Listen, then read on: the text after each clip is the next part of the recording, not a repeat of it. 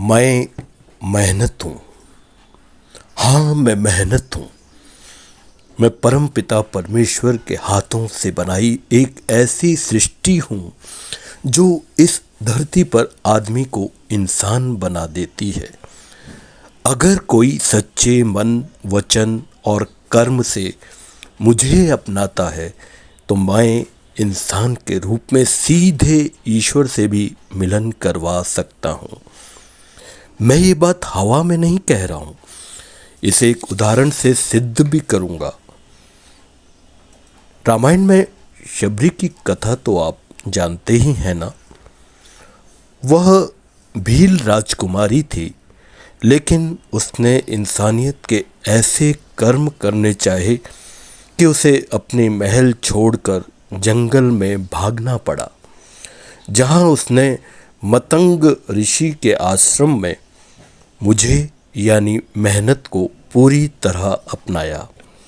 पूरे जीवन उनकी बहुत सेवा की।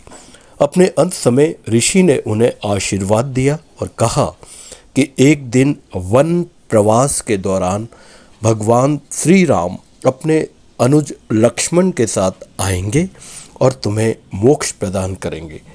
आगे की कथा तो आप जानते ही हैं। दोस्तों, ये आदमी नाम के प्राणी की दुनिया भी बड़ी अजीब है। कुछ लोग तो मेरा मजाक उड़ाते हैं, कहते हैं कि मैं भाषणों या मॉरल स्टोरीज, संवादों और कागजों में रहने वाली चीज़ हूँ। कोई भला आदमी कहता है कि मुझसे यानी मेहनत से तकदीर बन सकती है, तो वह मुझ पर पीछे से हंसते हैं या उस भले आदमी को कहेंगे कि वह क्रैक है। मगर मुझे अपनाने वाले बहुत आत्मविश्वास के साथ आगे बढ़ते हैं और हर परिस्थिति में मुझे अपनी संपत्ति यानी असेट समझते हैं। अब देखिए ना, फिल्म पैगाम में दिलीप कुमार ने नायक के किरदार में मेरी प्रशंसा में क्या कहा। मैंने आज तक कभी झूठ नहीं बोला है वकील साहब।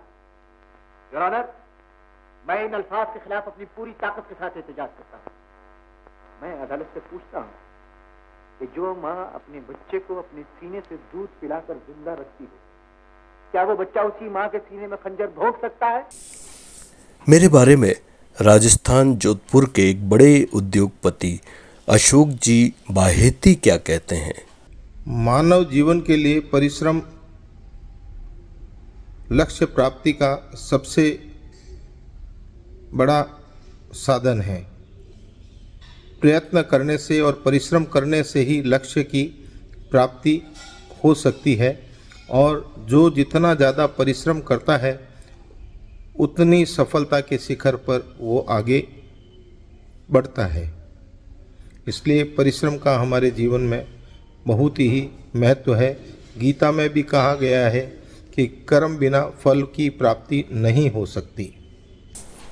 मैं यानी मेहनत, जिसकी कशिश पर एक अधीक्षण अभियंता इलेक्ट्रिकल, जो स्वयं एक संवेदनशील नरम दिल कवित्री हैं, वीणा जी पारिक, इनके अल्फाज तो देखिए सीधे दिल पर उतरकर दस्तक दे जाते हैं। कर्म पटल के कुरुक्षेत्र पर एक अमिट निशान बना, आसमान से मांग ऊंचाई, धरती पर पहचान बना। बूंद बूंद जो श्वेत गिरा है, बूंद बूंद जो श्वेत गिरा है, पारस बन स्वर्ण बना। उठ जा मत रुक जब तक न कोई नया इतिहास बना।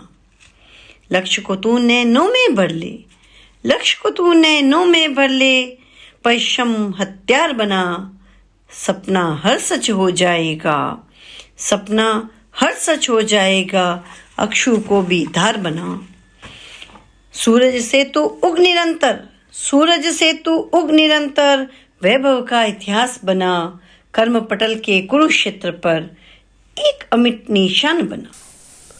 हालांकि दोस्तों, आधुनिक युग के अनुकूल तरक्की ज़रूरी है, कंप्यूटराइजेशन भी ज़रूरी है। इससे मैं तो क्या, यहाँ का हर इंसान मुतमईन है, सहमत है। पर क्या मशीनें मेरा विकल्प हैं? इंसान के हाथों और माथे के पसीने के खिलाफ कोई हो सकता है? तरक्की का मतलब इंसान के खिलाफ जहर नहीं होना चाहिए। हम मेहनत वालों ने जब भी मिलकर कदम बढ़ाया। देखे नायक अकेले ही जब केवल मुझे यानी मेहनत को सच्चा साथी मानकर काम शुरू करता है तो धीरे धीरे सबको समझ आने लगता है, सभी उसका साथ देने आ ही जाते हैं। साथी हाथ बढ़ाना, साथी हाथ बढ़ाना।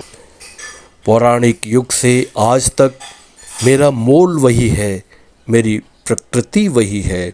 मुझे जब भी इंसान पुकारेगा मैं उसी जोश के साथ उसके साथ रहूँगा।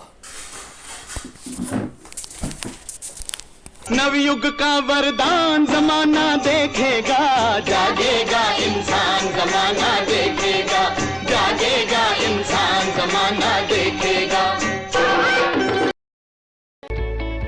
हमारे YouTube चैनल को जरूर सब्सक्राइब करें, बेल आइकन जरूर दबाएं और जुड़े रहें प्रमोद कविताओं का आलोक के साथ।